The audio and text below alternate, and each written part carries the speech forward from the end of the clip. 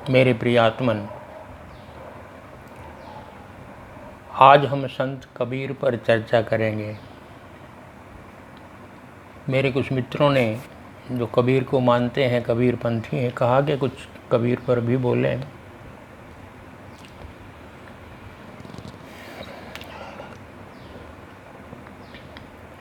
कबीर पर बोलना इतना आसान भी नहीं है,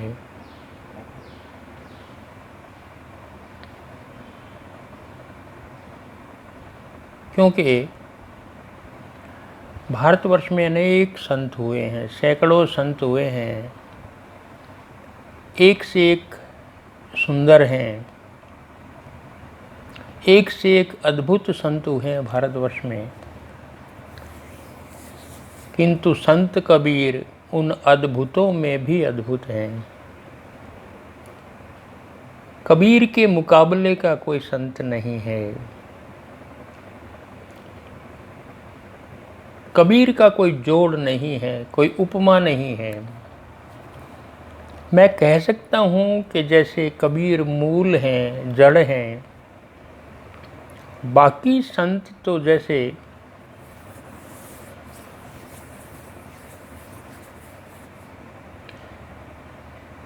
उनकी छाया है। जैसे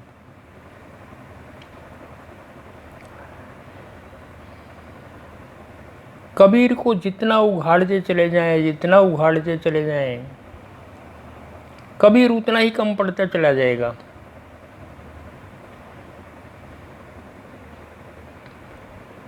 इसलिए मैं कह रहा हूँ कि वो कबीर जैसे मूल हैं, कबीर गुरुओं के गुरु हैं, संतों के संत हैं, और बाकी संत तो जैसे उनके प्रतिबिंब हैं।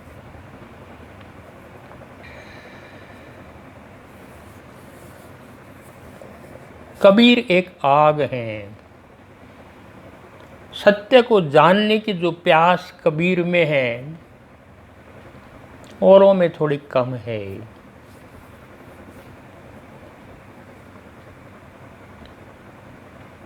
तुलसीदास जैसे बहुत बड़े संत हैं, लेकिन बहुत बड़े विद्वान भी हैं।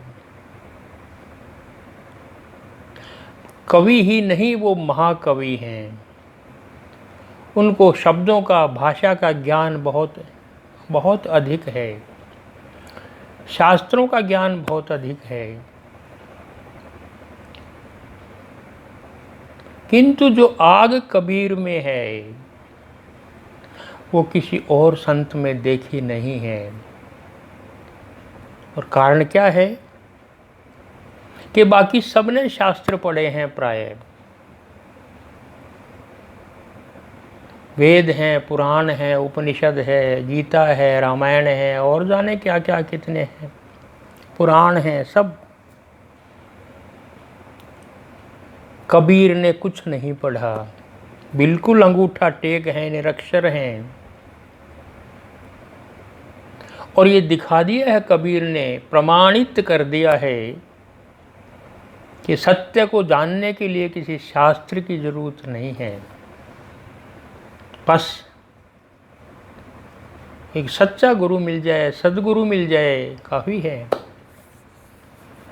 और वो कहते हैं स्वयं इस बात को कि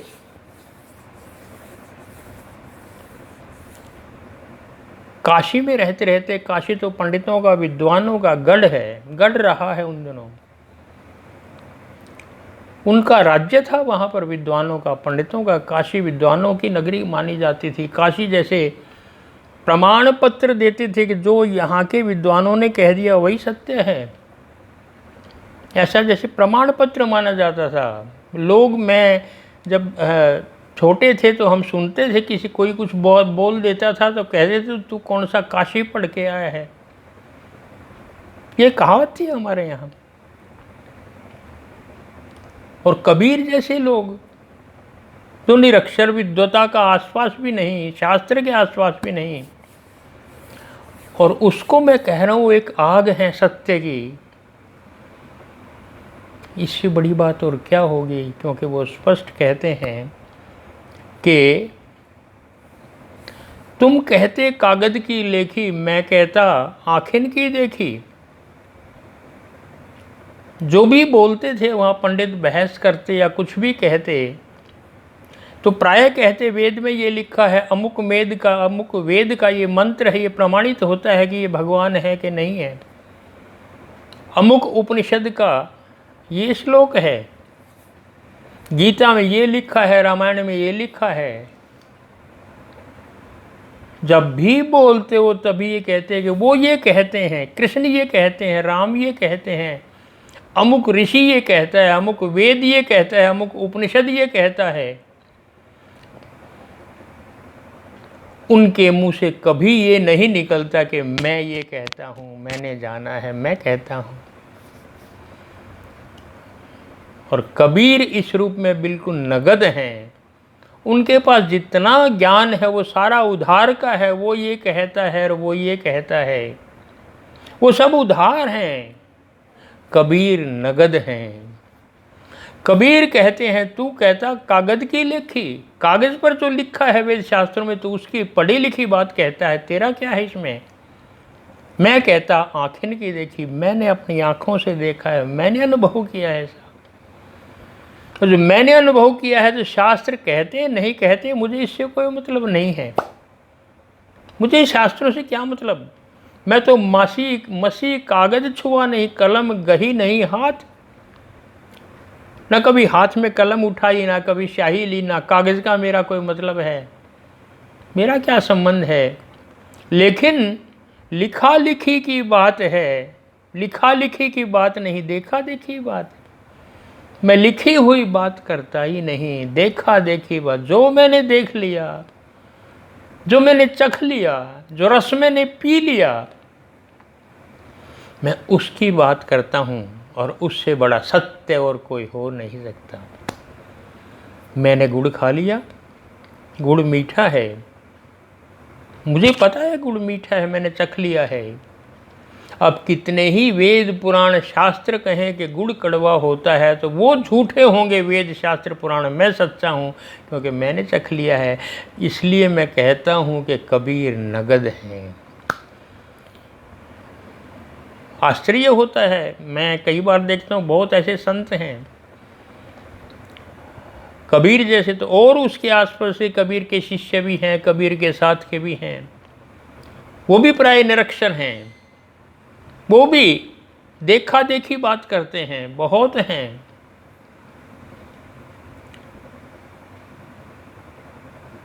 लाइन लगी हुई ऐसे संतों की। लेकिन उनकी लाइन में पहले नंबर पर जैसे कबीर खड़े हैं, वो भी यही बात कहते हैं। और इसलिए मैं उन संतों को भी देखता हूँ, इनको भी देखता हूँ। ना इन्होंने कोई कविता जानी, कविता क्या होती है, कविता के रस छंद अलंकार क्या होते हैं, बंद क्या होते हैं, इनको किसी को कुछ नहीं पता। महाकवि लिखते हैं, महाप्रबंध लिख सकते हैं, महाकाव्य लिख सकते हैं, लेकिन कबीर जैसे जो ही सत्य का पता लगता है तो सत्य शब्दों में फूटने लगता है, स्वतः झरने की तरह बहता है। कबीर ने हजारों हजारों पद लिखे हैं, हजारों दोहे लिखे हैं, जिसका कोई हिसाब नहीं। सुंदर से सुंदर पद है, और वो सारे पद को रस छंद अलंकार वाली बात नहीं है। वो जो उनका अनुभव है ध्यान का, समाधि का, सत्य को जानने का, वो जो जिस प्रक्रिया से वो गुजरे हैं ध्यान समाधि में, उस प्रक्रिया को उन्होंने शब्दों में व्यक्त किया है। वो कविता बन गई, वो पद बन गए, वो दोहे बन गए। जैसे स्वतः बहते हैं झरने से, जो ही कवित्व फूटता है, यही फर्क है कवि में और ऋषि में, यही फर्क है। कवि जोड़ तोड़ करके बोल सकता है, लेकिन ऋषि वो बोलता है जो भीतर से झरता है। ऋषि बोलता नहीं, ऋषि के भीतर से झरने की तरह फूटता है। और कबीर के भीतर से वो पद ऐसे ही फूटे जैसे सहज रूप में झरना फूटता है। और इसलिए जो भी कबीर ने लिख दिया टूटे फूटे शब्दों में, ऐसा लगा जैसे बड़े बड़े महाकाव्य हों। लेकिन कबीर के पदों के सामने ताजमहल फीका है। और उन्होंने बहुत भव्य भव्य महल बनाए हैं, लेकिन कबीर ने इन्हें जो महल खड़ा किया है इन शब्दों में, उसके सामने अच्छे से अच्छे महल फीके पड़ जाते हैं। इसलिए जो ही हम कबीर को हाथ लगाते हैं तो ऐसा लगता है यदि हमारा अनुभव कुछ है इसी लाइन में, हम कभी ध्यान में गए हैं, हम कभी समाधि में बैठे हैं, हमने कभी वो साधना की है, तो कुछ कुछ कबीर को समझ सकते हैं। और यदि उस प्रक्रिया में से हम नहीं गुजरे तो हम कबीर को कभी भी नहीं समझ पाएंगे। कबीर ने सामाजिक बातें भी की हैं। जो ढकोसला समाज में फैला हुआ था, फैला हुआ है, अभी भी हमेशा ही फैला रहा है, उस पर तो चोट की है कबीर ने, बहुत ज़्यादा की है। वो तो सभी की समझ में आ जाता है। जैसे हिंदू मुसलमान लड़ते थे आपस में, उन्होंने किसी को भी नहीं छोड़ा, वो किसी के नहीं थे। हिंदुओं के लिए उन्होंने कहा, पत्थर पूजे हरि मिले तो मैं पूजूं पहाड़, या तो चक्की भली पीस खाए संसार। तुम मंदिर में जाके भगवान बनाते हो, पत्थरों को पूजते हो, क्या मिलता है? पत्थर पूजे हरि मिले। यदि पत्थर को पूजने से ही भगवान मिलते हो तो मैं पूजूं पहाड़? तो ये तो छोटा सा पत्थर है जो आपने रख लिया है मंदिर में, अपने आले में। मैं तो पूरे हिमालय पर्वत को पूज दूं यदि पूजने से मिलता हो तो। पत्थर पूजे हरि मिले तो मैं पूजूं पहाड़, या तो चक्की भली पीस खाए संसार। उस पत्थर से तो, जो पत्थर चक्की में लगा है, जिससे संसार पीस करके खाता है, उसकी तो कोई उपयोगिता है? वो किसी काम का है हमारे, लेकिन वो पत्थर किसी काम का नहीं। चोट करते हैं कबीर, जो केवल ऊपर का दिखावा करते हैं। हम पूजा कर रहे हैं, कुछ पढ़ लिए मंत्र श्लोक ये वो, और बस कुछ नहीं, अपना कोई अनुभव नहीं है, नगद कुछ नहीं है उनका। सब कुछ रटे रटाए मंत्र हैं, श्लोक हैं, दोए हैं, चौपाई हैं जो रट ली हैं, और वो मंदिर में जाके उनको गा देते हैं। अपना कुछ नहीं है। ऐसे ही वो मुसलमानों पर भी बड़े ज़ोर से चोट करते हैं। वो छोड़ते नहीं किसी को, किसी को नहीं छोड़ते, वो चाहे कुछ भी हो। कंकर पत्थर जोड़ के मस्जिद लई चुनाए, ता चढ़ी मुल्ला बांग दे, बहरा हुआ खुदा है। खुदा बहरा हो गया क्या? कंकर पत्थर जोड़ के मस्जिद बना ली है किसी तरह, उसके ऊपर चढ़ के तुम जोर जोर से अल्लाह अकबर पुकारते हो। इतने जोर से पुकारने की जरूरत क्या है? आजकल तो माइक लगा दी है, और जोर से हो गया है। क्या खुदा बहरा है? किसको सुना रहे हो? खुदा है कहाँ? खुदा तुम्हारे भीतर है।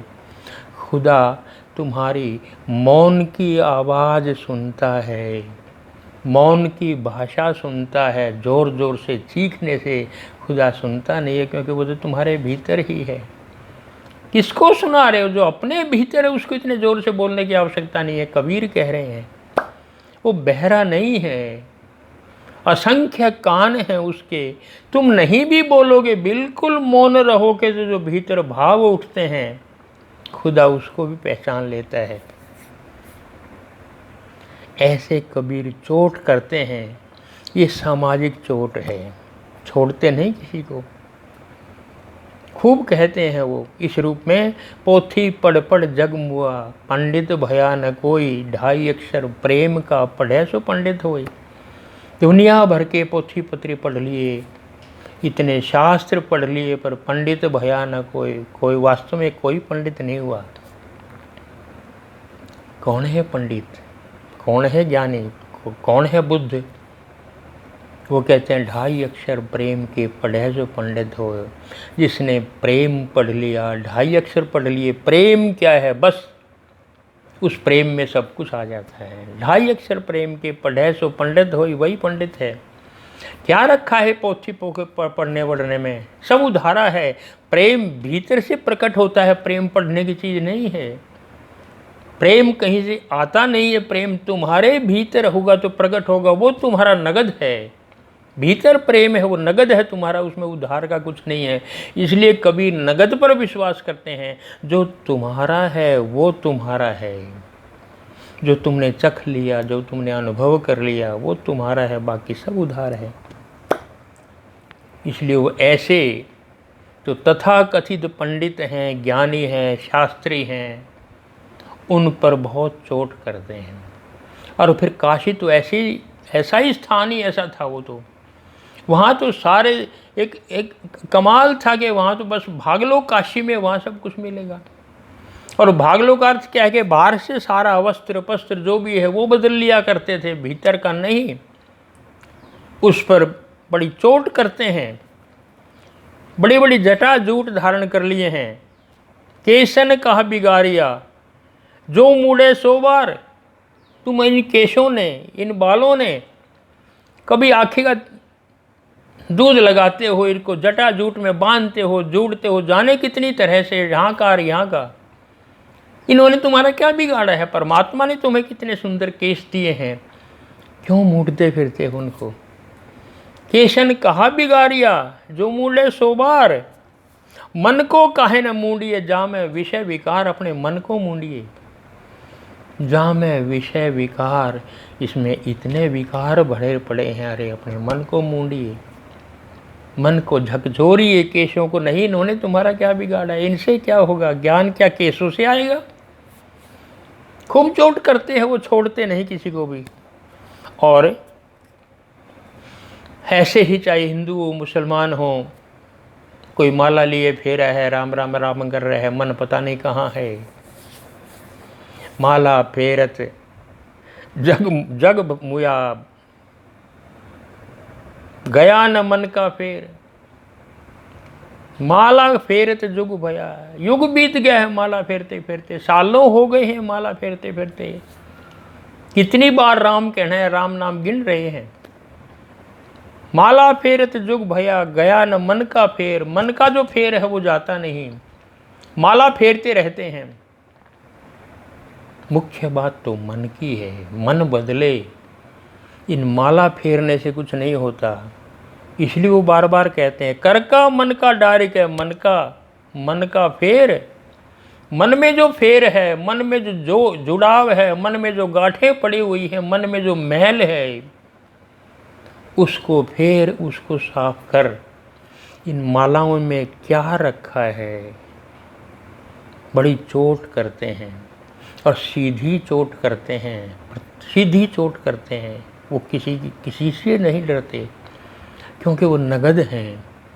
उधार को तो फर्क पड़ता है कि ये वो क्या कह रहा है, वेद कि ये क्या कह रहा है, मैं क्या कहूँ, मैं जानता हूँ कि नहीं जानता हूँ, लेकिन वो स्वयं जानते हैं। इसलिए मैं कह रहा हूँ, कबीर आग हैं, उससे आँखें मिलाना सबके बस की बात नहीं। अच्छे अच्छे पंडित हार जाते थे, विद्वान हार जाते थे, और ऐसी चोट करते थे, ऐसी चोट करते थे कि तिल मिला जाते थे आदमी, तिल मिला जाते थे। इसलिए कबीर का मुकाबला नहीं। और कबीर हिंदू थे कि मुसलमान थे, कबीर तो कुछ भी नहीं थे या सब कुछ थे। क्या थे कबीर? नीरू जुलाहा जवान लड़का, बिल्कुल अपनी नई नई दुल्हन को, नीमा को अपने ससुराल से ला रहा था, पहली बार लेके आ रहा था। आश्चर्य है। और जो पहली बार लेके आ रहा था, डोली में बैठी हुई है, वो पैदल चल रहे हैं, थक गए, गर्मी है, और एक जगह जहाँ देखा कि वृक्ष हैं, जल का भी प्रबंध है, ऑर्डर दे दिया रोक दो डोली को। डोली रोक दी गई, उतार दिया दुल्हन को, बड़ी शर्मिली सी उतरी और कहा आओ थोड़ी देर बैठ जाओ, और ये पोखर है, यहाँ पर जल पी लो। दुल्हन को लेके जो ही गए, उसने जो पोखर में से स्वच्छ जल पिया, और पी करके जो ही यहाँ पर पी रही है, देखा थोड़ी दूर पर एक बच्चा रोने की आवाज़ आई। भाग करके वहाँ गई, देखा बिल्कुल नया नया बच्चा रो रहा है, ज़ोर ज़ोर से बिलबिला रहा है, भूखा। अपने पति की ओर देखा, इशारा किया आओ। भाग करके नीरू भी आया, और नीरू आया भाग करके, तो उसने देखा ये क्या हो रहा है कि बच्चा देखो कैसे रो रहा है, क्या करूं? भीतर से तो मातृत्व है, क्या करे? बच्चे को रोता कैसे देखे? पति नीरू ने इशारा किया नीमा को, उठा लो, गोद में उठा लिया। बोले क्या करूं कि साथ ले चलो। साथ कैसे ले चलूं, क्या कहेंगे लोग, जो कहेंगे सो कहेंगे, बाद में सब ठीक हो जाएगा, तुम इसको ले चलो बस। और नीमा गोद में लेकर के घर आ गई, बच्चे को, नई नई दुल्हन, उसको पाला, अभी तो उसकी गोदी में था। इतने में ही एक संत आए, जोगी द्वार पर, अलख निरंजन, और जो ही देखा उसकी गोद में बच्चा है, उसको हाथ लगाया, उसके माथे पर अंगूठा रखा, और तुरंत उसके मुंह से निकला, इस बच्चे के ऊपर नमाज की दुआएं बरस रही हैं, इसको संभाल के रखना। हजारों नमाजों की दुआएं इस पर बरस रही हैं, बच्चे को संभाल के रखना। और बस इतना करके अलख निरंजन कहते हुए चले गए। वो नीमा के मुंह से निकला, हाय मेरा कबीर, और बस कबीर नाम पड़ गया। और कबीर बड़े हुए, धीरे धीरे बड़े हुए। प्यास थी ज्ञान की, सत्य को जानने की, क्या करें। रामानंद का, उन दिनों बहुत मशहूर थे रामानंद स्वामी, उनका आश्रम था, पर उसके पास जाने कौन देता था। युवा लड़का, सर पर टोपी मुसलमानों की, कौन घुसने देता था। जाने का प्रयास किया, अंदर जाने नहीं दिया सेवकों ने। फिर क्या तरीका हो, जो प्यास होती है तो आदमी कहीं ना कहीं से जल ढूंढ लेता है। पता लग गया कि वो प्रातःकाल 4 बजे गंगा स्नान करने जाते हैं काशी में, और जा करके बिल्कुल अंधेरे में, एक जो सीढ़ियाँ थी जहाँ से वो उतरते थे, वहाँ जा करके लेट गए अंधेरे में। रामानंद स्वामी उतरे और उनका पैर अचानक उसके ऊपर पड़ा, कबीर के ऊपर, और कबीर के ऊपर पड़ते ही साथ रामानंद के मुंह से निकला राम राम राम राम। और बस वो उठे, उठ करके कहने लगे, पैर पकड़ लिए, बस मिल गया मंत्र, गुरु मंत्र मिल गया। कहने ये क्या है, कौन हो तुम? कि मैं कबीर हूँ, आपके आश्रम में आना चाहता था पर किसी ने आने नहीं दिया, आज आपने मुझे गुरु मंत्र दे दिया, चरण भी स्पर्श करने का मौका दिया, राम राम कह दिया, राम राम मेरा गुरु मंत्र हो गया, बस आज के बाद आप मेरे गुरु हैं, मैं आपका शिष्य हूँ। रामानंद ने कहा, तुम तो मेरे जन्म जन्म के शिष्य हो, आ जाओ मेरे आश्रम में, कौन रोकता है। और कबीर उनके आश्रम में जाने लगे, वहाँ ज्ञान प्राप्त किया, समाधि लेने लगे, ध्यान करने लगे। ज्ञान का अर्थ जानना है, विद्वता नहीं। रामानंद के सैकड़ों शिष्य थे, सबके सब संबुद्ध हुए, सबके सब मुक्त हुए, सब ज्ञानी हो गए। कितने ही थे, सब जातियों के थे। रैदास भी उन्हीं के शिष्य थे। वहाँ कोई जाति पाति का झगड़ा नहीं था रामानंद के यहाँ। और वो गुरु मिले, और गुरु मिले तो बस जीवन भर उनसे सीखते रहे। ऐसा सीखा कि बस फिर वो जो कहते रहे, जो ही परमात्मा का ज्ञान हुआ, डूब गए, उसके रस में डूब गए। झोंपड़ी में रहते थे, जुलाई का ही काम करते थे, चादर बनाते थे और बस बेचते थे। लेकिन इतने डूबे कि पता लग गया अब कितना कितना अंतर है, कि जब मैं था तब हरि नहीं, अब हरि है मैं नाही, प्रेम गली अति सांकरी, या मैं दोनों समाई। पहले मैं था, मैं भगवान नहीं थे, अब भगवान आ गए हैं, मैं मिट गया हूँ। प्रेम गली अति सांकरी, प्रेम गली बहुत भीड़ी है, संकीर्ण है, इसमें दो नहीं समाते। या मैं रहूँगा, मेरा अहम, मेरा ईगो, या फिर परमात्मा रहेगा। तो परमात्मा का प्रकाश आता है तो मैं का अंधेरा लुप्त हो जाता है स्वतः। और फिर कहने लगे, अनुभव क्या हुआ, क्या अनुभव हुआ। हेरत हेरत हे सखी, आपू रही हिराए, बूंद समानी समुद्र में अब कत हेरत जाए। ढूंढते ढूंढते हे सखी मैं ही खो गई, ढूंढते ढूंढते, हेरत हेरत हे सखी आपू ही रही हिराए, ढूंढते ढूंढते हे सखी मैं खो गई। कैसे खो गई? बूंद समानी समुद्र में अब कत हेरत जाए। बूंद समुद्र में समा गई, अब कौन बूंद को ढूंढे। यह अनुभव है। आत्मा परमात्मा में मिल गई, अब कौन ढूंढे। इसको भी लोग ये कहेंगे कि बूंद समुद्र में समा गई तो बूंद समाप्त हो गई, बूंद का अस्तित्व मिट गया।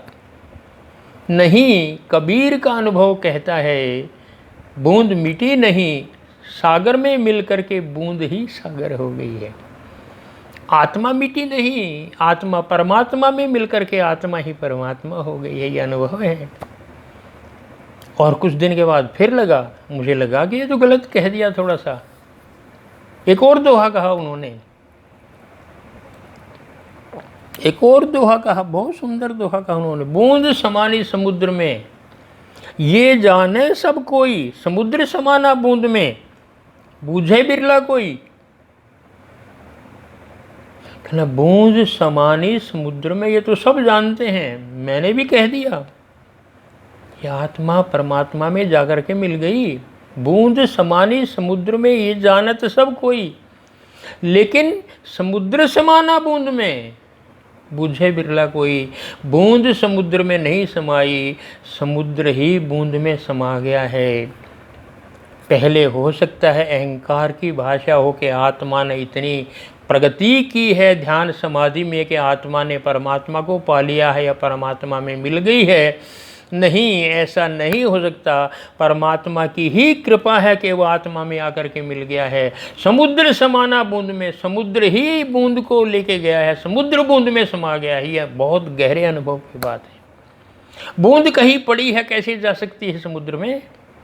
क्या समुद्र से ही कहीं बादल आते हैं और बूंद जहाँ पड़ी है वर्षा करके उस बूंद को भी अपने साथ सागर में ले जाते हैं। समुद्र समाना बूंद में। और मित्रों, कहने की बात नहीं है, नगद है। जो भी बहुत गहरी समाधि में डूबे हैं, सहस्र सार तक गए हैं, सातों चक्र पार करते हुए, उनको अनुभव हुआ कि समुद्र समाना बूंद में, समुद्र ही बूंद में समा गया है। रस टपकता है यहाँ से, अमृत की वर्षा होती है।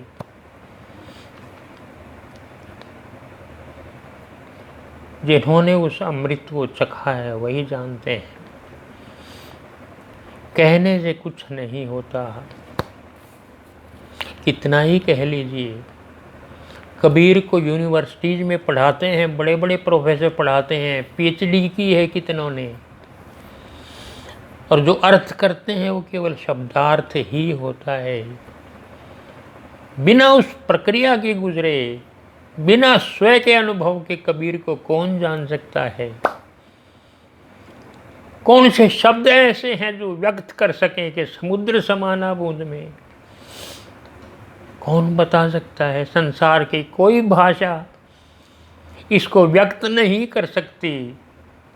केवल वही जानते हैं जो उस समाधि में डूबे हैं कभी गुरुओं के पास जाकर के।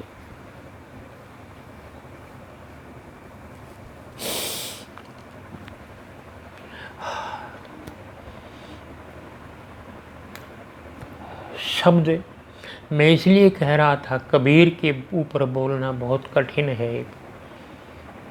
जब तक कोई इस प्रक्रिया से गुजरता नहीं, कौन समझेगा कबीर को? शब्दों से नहीं समझा जा सकता। इसलिए जितने पद उन्होंने लिखे हैं सारे समाधि की प्रक्रिया के पद हैं। कैसे कैसे क्या क्या दिखाई देता है। कब ओंकार सुनाई देता है, कितनी तरह का, कब प्रकाश दिखाई देता है, कब सुरति, कब निरति, कब दिव्य प्रकाश आता है, कितने कितने, निर्वाण कब होता है। इतनी सारी समाधियों से जो गुजरेगा अनुभव से तो वही जान पाएगा। जब तक नहीं जाएंगे कबीर को समझना कठिन है। इसलिए बोलना भी कई बार बेकार हो जाता है। क्या बोलें? मेरा सौभाग्य है कि मैं उन समाधियों से गुजरा हूँ गुरुओं के पास जाकर। इसलिए बहुत नहीं पर कुछ कुछ। तो जब तक स्वयं का अनुभव ना हो, जब तक स्वयं गुण नहीं सीखोगे, कुछ नहीं हो सकता। अकथ कहानी प्रेम की, कछु कही ना जाए गूंगे, केरी सरकरा बैठे बैठे मुस्काए। गूंगे का गुण है, चख लिया, पूछो कैसा है, क्या बताएगा बेचारा कैसा है, बस चख लिया, वो जानता है। आध्यात्म, सारा आध्यात्म गूंगे का गुण है। कहना पड़ता है, शास्त्र भरे पड़े हैं, किंतु फिर भी बहुत कठिन है कहना, बहुत कठिन है। शास्त्र भरे पड़े हैं, पर कौन कहे सत्य क्या है, बहुत कठिन है। इसलिए बहुत लंबा जीवन है, बहुत लंबा अनुभव है। कबीर के विषय में तो जितना कहा जाए कम है। आधे घंटे में कोई क्या कह सकता है। केवल अंतिम बात छोटी सी कह करके मैं समाप्त करूंगा कि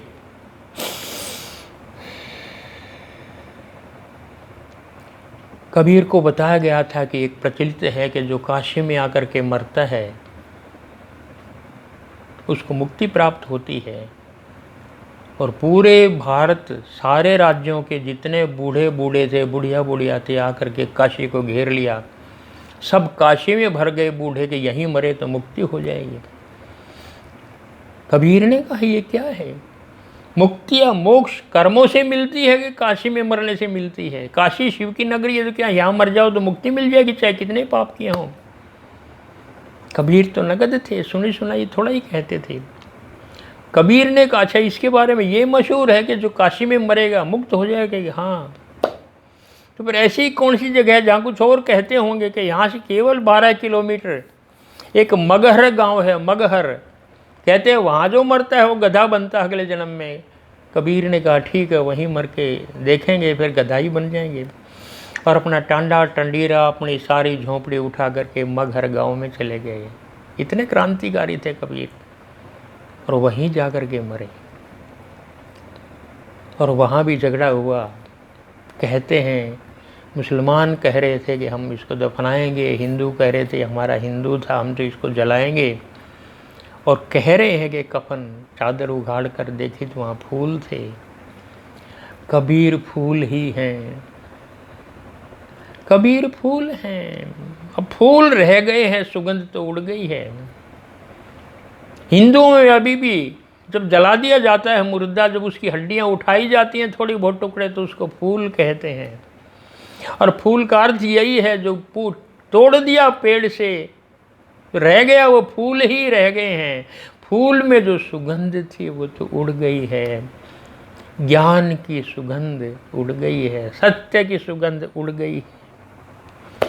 वो कहते भी थे इस बात को कि संतो आई ज्ञान की आंधी, संतो आई ज्ञान की आंधी, ज्ञान की आंधी आई है, वो आंधी उड़ा करके ले गई। जिसके पास है उसके पास है। इसलिए बहुत उनके विषय में बहुत कहना कठिन है। सत्य को जो जान लेता है उसके मृत्यु बेमानी हो जाती है। वो तो कहते भी हैं कि जिस मरने से जग डरे, जिस मरने से जग डरे मेरो मन आनंद, कब मरी हो कब भेटी हो पूर्ण परमानंद। जिस मरने से जग डरता है, मेरे मन में बहुत आनंद है, कब मरूं, कब ये शरीर त्यागूं और कब सीधे परमानंद में जाकर के मिल जाऊं, मेरे मन में तो आनंद है। वो जैसे प्रतीक्षा कर रहे थे, क्योंकि उनके लिए मृत्यु नाम की कोई चीज़ नहीं होती। इसलिए वो कहते कब मरूं, कब परमात्मा में जाकर के मिलूं। वो कहते लोग परमात्मा को ढूंढ रहे हैं, परमात्मा को अपना बनाना चाहते हैं। वो कहते तुम परमात्मा के हो जाओ, तुम उसमें जाकर के मिल जाओ। तुम बूंद हो, वो समुद्र है, तुम मिल जाओ उसमें जाकर के। ये कहते थे। आइए हम भी बहुत संक्षेप में थोड़ा बहुत छुआ है कबीर को। कबीर पर तो कितना ही घंटों बोलें, कितने लिखे जाएं। मुझे कबीर सबसे अधिक प्रिय है। बहुत जाना है मैंने कबीर को, लेकिन क्या कहा जाए, समय की मांग। इसलिए मैं कहता हूँ जीवन में अपना अनुभव करें। मनुष्य जीवन मिला है नगद के लिए, सत्य को प्राप्त करने के लिए। रटी रटाई शास्त्र में कुछ नहीं है। प्रार्थनाएं रटी रटाई हैं, मंदिर में जाकर के गा देते हैं, कुछ नहीं होता। अपने गीत बनाओ, चाहे तोतली भाषा में हो, अपनी भाषा बोलो। आवश्यक नहीं कि वो गीत हों, भीतर से शब्द निकले, वही प्रार्थना होती है। आज